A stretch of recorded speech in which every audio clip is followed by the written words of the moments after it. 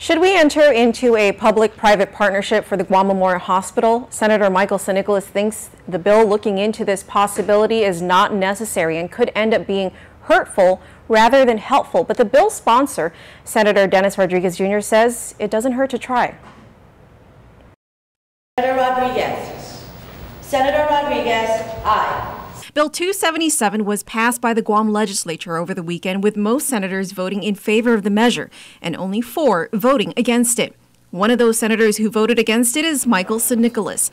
The bill directs the Guam Economic Development Authority to put out a request for information, or RFI, to gauge the potential interest in creating a public-private partnership for the Guam Memorial Hospital.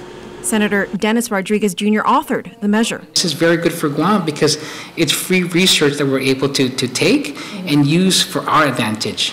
We're basically going to be asking anybody out there what their thoughts are on how to go about addressing the hospital's needs. And so these private entities can come back and tell us exactly what their plans are, how they would go about doing it.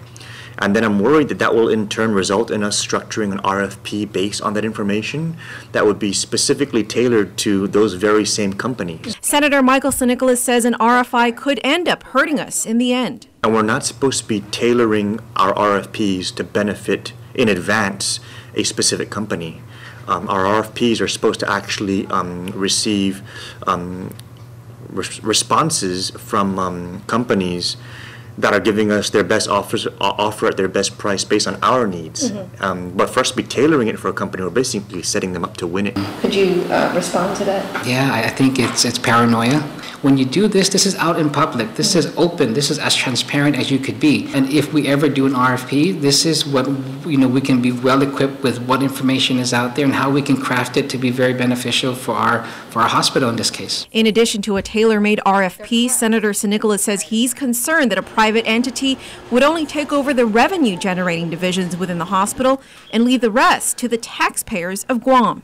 I think partial privatization of GMH would be even more burdensome, because only the profit centers will get privatized and we'll be left with all the cost centers. And so under the current situation, those profit centers are offsetting some of the costs. If we privatize those away, we're being left with 100% of the cost rather than 80 or 90% of the cost. If companies come and say, okay, we want to take over, let's say, the labor and delivery, we want to take over radiology. These are the revenue generating. Then we get now, as a government, as a people, of course, that would just give us information. Say, okay, then this is not the direction. We got to look at a different type or different concept. I'm concerned that this RFI process is really a backdoor way for us to begin selling off the profitable parts of the hospital to specific vendors that are going to have tailor-made RFPs for them.